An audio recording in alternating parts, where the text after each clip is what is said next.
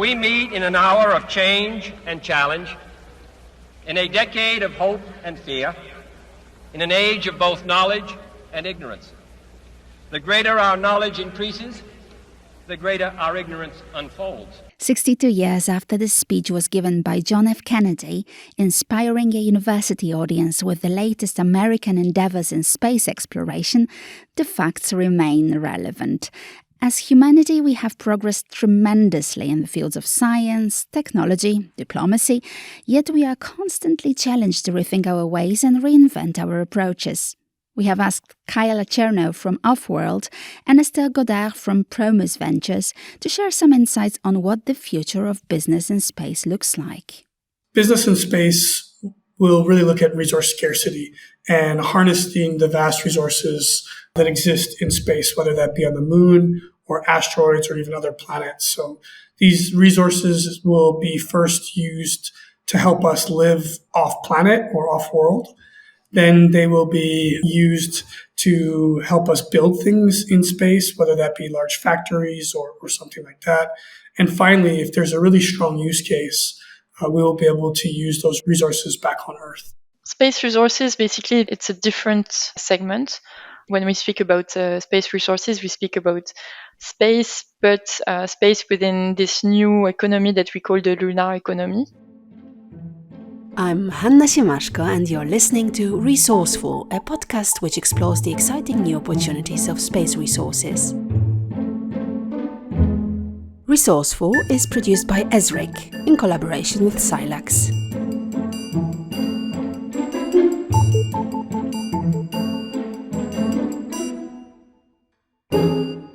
It's estimated that the so-called lunar economy will reach a total of $170 billion of cumulated market value and lead to the creation of close to 2 million jobs in the next 15 to 20 years, which is really soon. The next decade could be marked by over 400 lunar missions, making the moon a new priority for space agencies and commercial actors. Which is the economy that is going to be enabled by the exploration of the moon and Mars, by the ability to be transporting human presence, but also robotics presence in space. And their space resources will be crucial for space exploration and commercial activities, because using the space resources, you can drastically reduce the cost of space missions.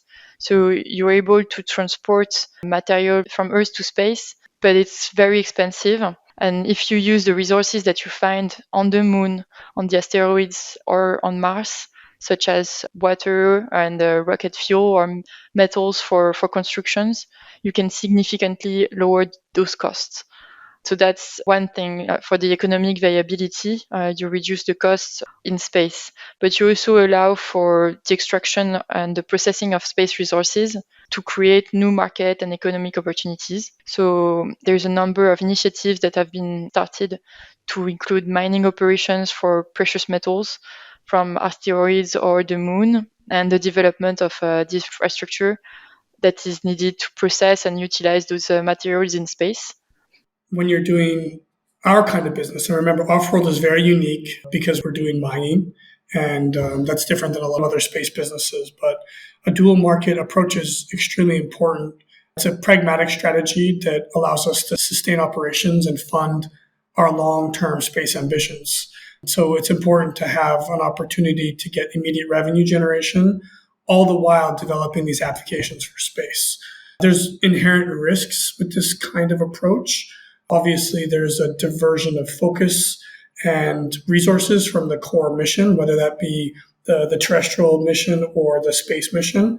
But there's also a lot of potential there for increased cooperation amongst our terrestrial and celestial customers, but also to leverage the technologies that we're developing both on Earth and then applying those to what we want to do in space.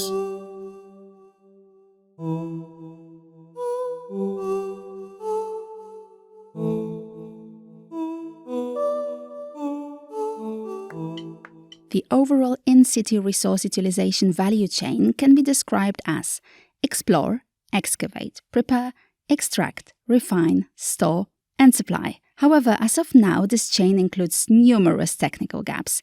With initiatives such as ESA and ESRIC's Space Resources Challenge, we are trying to close them and further develop ESA's future strategy for innovation. After all, space resources can also be considered a strong driver of innovation. It's also important to understand that there is obvious scientific advancements that are enabled thanks to space resources and the technologies that are developing to locate, extract, and process those resources. And it's going to drive innovation. So it can lead to improvements in robotics and AI, but also in material science. So one of our portfolio companies, Lunar Outpost, which is also based in Luxembourg, actually develops rovers for the moon. And those innovations can also be applied to some robotics application on Earth.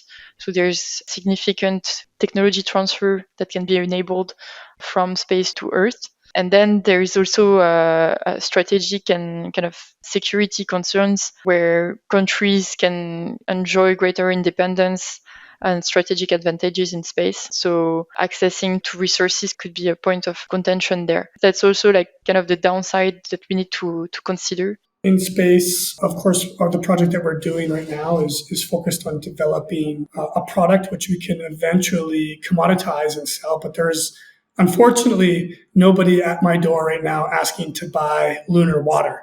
If you're interested, please contact me.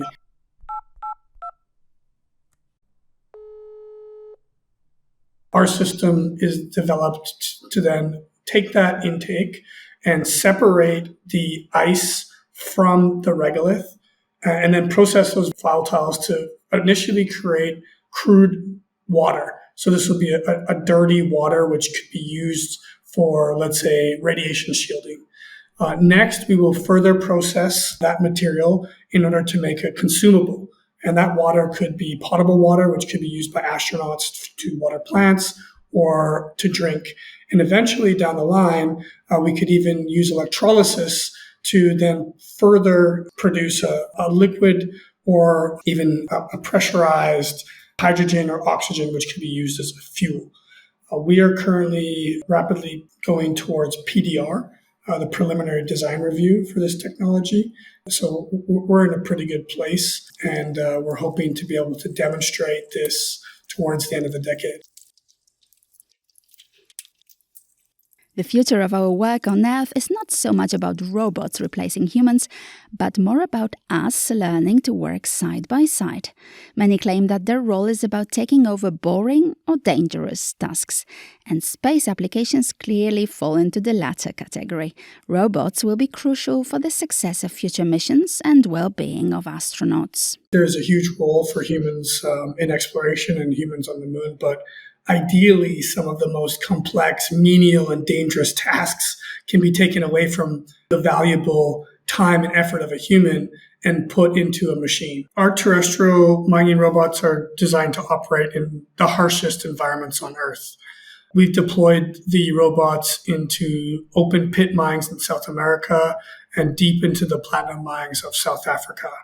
They're equipped to navigate, excavate, and process materials in these harshest environments. And the dream is to produce squads of these robots that will help to take humans out of these terrible places, improve the efficiency, and increase production. Now, there's a pretty big difference between the terrestrial robots and the lunar robots, and that lies in the adaptation of the environment.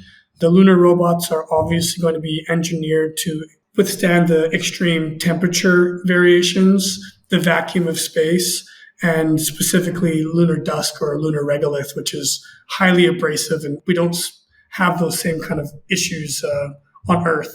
But there are a lot of similarities and shared technologies, such as the AI autonomy, the ruggedization of the designs, and to the way that we'll be communicating with the robots.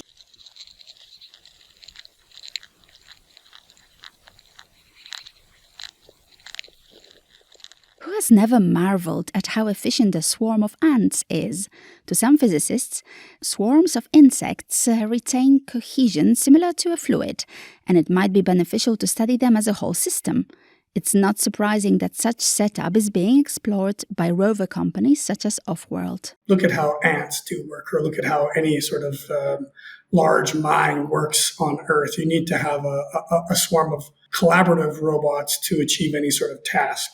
And our vision is to extend what we see on Earth, but in a more optimized fashion into space.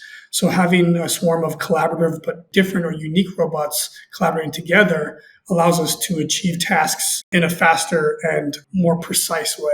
In recent months, a few big players resigned from developing autonomous or self-driving car technology. It seems we still might have to wait some time until this solution really turns from science fiction to reality. Simultaneously, we know that the future of robotic space exploration is very much about autonomy. But just like on Earth, in space we first need to focus our efforts on human-controlled exploration. Then we figure out how to make the robots autonomous. I think autonomy is great for repetitive tasks. So at the beginning, I don't think there's going to be a lot of autonomy. We don't understand anything about the permanently shadowed regions of the lunar surface. The surface of the moon is mapped better than Earth. We know more about the surface of the moon than we do about the bottom of our oceans.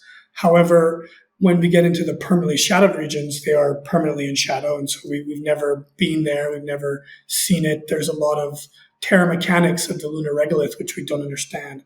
So at the beginning, autonomy will not be one of our main focuses. It will be to understand and learn how to operate in those environments. But then as the tasks become repetitive, we will want to optimize as much as possible by having automated systems.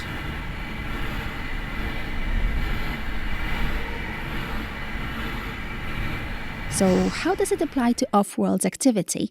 Currently, the US office is working on a lunar prospector to fly on the Starship, whereas in Europe, the company focuses on a lunar processing module.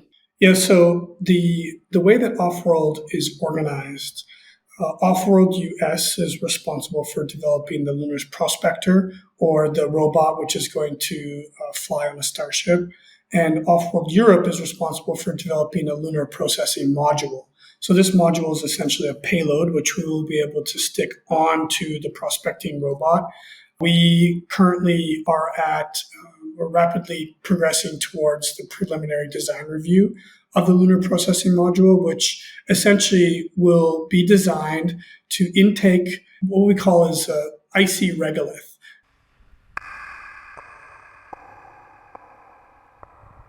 And OffWorld isn't the only company with KPIs related to space resources. The small country of Luxembourg alone has brought together more than 80 companies and organizations acting in the field of space, and this figure is increasing every year. Luxembourg might not seem like the likely place for space exploration, but it has an extremely visionary approach to space and innovation.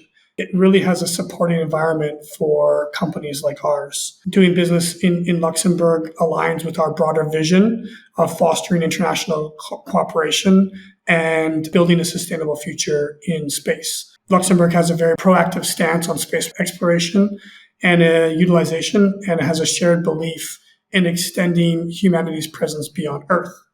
Personally, being a part of the Luxembourg ecosystem now for almost a half decade, I'm really convinced that even a very small nation like Luxembourg can play an oversized and significant role in the global narrative of space exploration. So being in Europe allows us to do a lot of things. First, we can capitalize on the amazing talent that exists. Talking business would not be complete without discussing the customer. Space companies rely heavily on government support, but also on the dual market approach. OffWorld is an example of an organization that focuses on mining on Earth, but others find a different source of income. The list of inventions and technologies first developed for space exploration and then used on Earth keeps growing. This might be a way for space business to be less dependent on government contracts. Right now, the United States still is the major customer. And for the next decade, I think we need to rely heavily on the government while also looking for alternative means to support yourself. This is why OffWorld has, terrestrial mining customers. Any other company that's doing space exploration should also consider how they're going to survive over the decades that it's going to require to be successful in this endeavor. How does the space economy create value, you may ask? This is also a question that many VC firms invested in space, such as Estelle's Promus Ventures, need to address.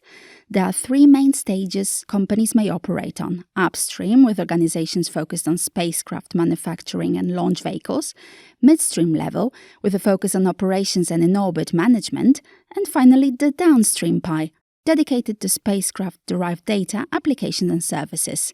Here's Estelle again. We wouldn't invest, obviously, in companies that have to raise 100 million funding rounds and not generate any returns if we didn't see where we can get the piece of our pie.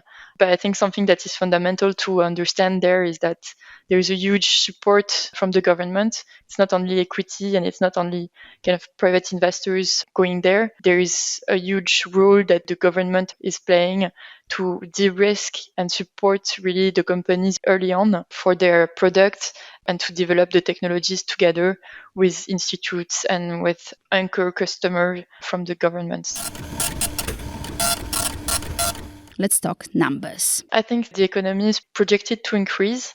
And if you look at the projection from Euroconsult, for instance, they project the growth of the economy from 508 billion in 2023 to 821 billion in 2032, but primarily fueled by the downstream services such as communication, Earth observation, and navigation services. The growth and the CAGR for the economy is going to grow to approximately 5.5% to 2032. And it's mainly due to the emergence of those new actors, but also the adoption of digital technologies like AI and cloud computing that enables efficient mass data collection and analytics. So that's going to support the downstream services. But we also have, on the other hand, growing budgets on the government side. I think it's also a result of the recent developments at the macro level, the war, and obviously we don't really want those to continue, but it's an impact and it's happening. We see rising budgets on the defense sector. Cooperation in space business has been brought to a different level. A step forward by one company can often bring profit to the whole community. Our success is intricately linked to the broad ecosystem of other actors. This includes launch providers, technology partners, regulatory bodies, and of course, other space companies. Fortunately, the collaborative nature of space exploration today means that advancement by one actor can benefit the entire sector as a whole. Our focus right now is to build strong partnerships and participating in industry-wide initiatives. For example, here in Europe, we participate in Euro to Moon, and these are crucial strategies for navigating the complex interdependencies in the space business. On the subject of interdependencies, we cannot discard the role SpaceX's Starship plays in commercial space exploration. Starship is planned to be the most powerful rocket ever built, but it's still in development. As of March 2024, when this podcast is recorded, we are awaiting Starship's third test launch. Pressure is rising as this privately run rocket is supposed to take NASA astronauts back to the moon.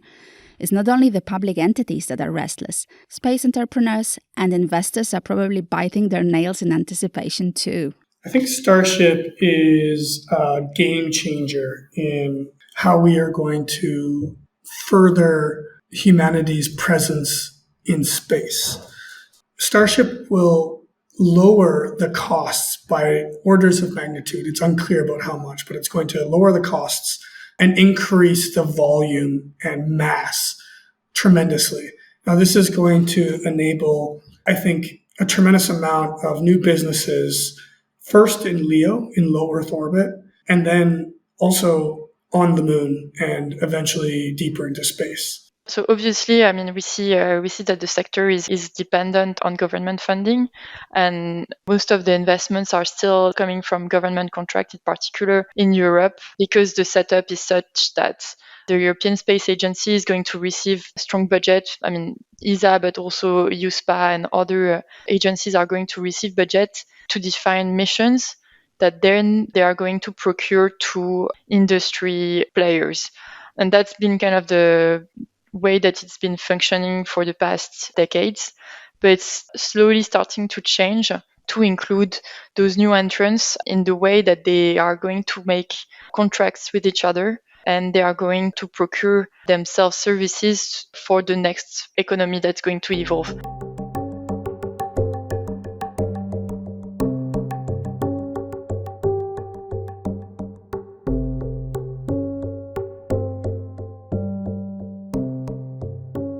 Space is a sector that won't suit those investors who aren't ready to wait for the space dust to settle. You have to be patient investors. You have to understand that there's going to be a lot of risk, a lot of time before the first revenues are going to be generated.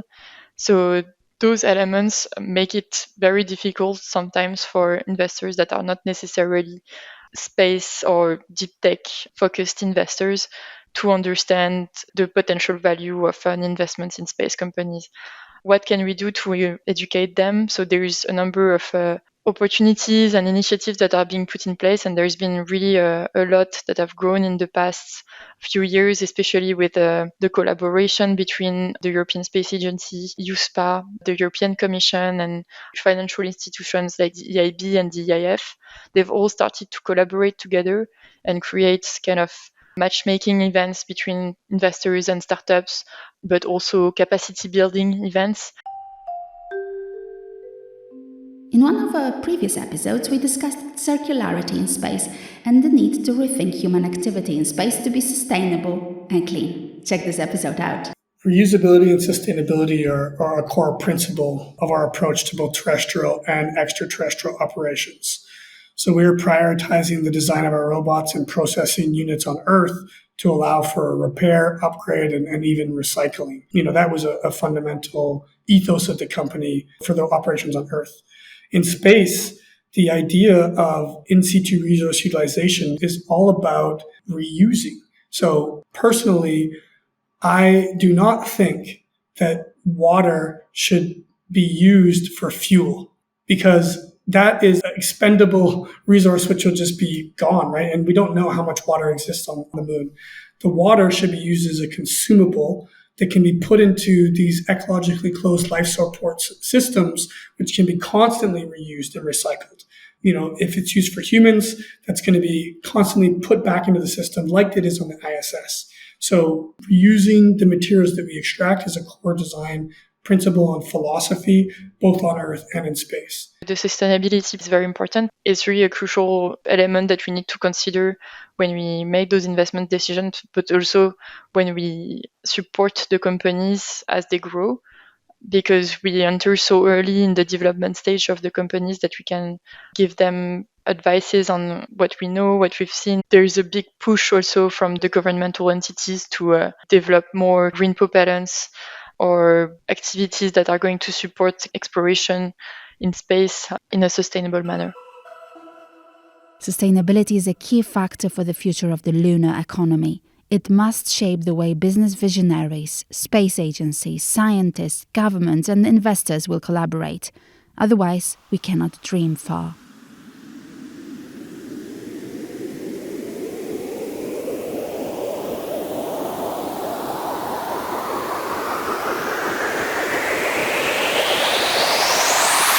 Be part of the conversation. If you enjoyed the episode, share it with your friends and subscribe to our channel. If you want to find out more, follow us on social media and join our annual Space Resources Week conference. Until the next episode, stay curious. This series is brought to you by the European Space Resources Innovation Centre, ESRIC, supported by the Luxembourg National Research Fund, FNR. It is produced in collaboration with Silex.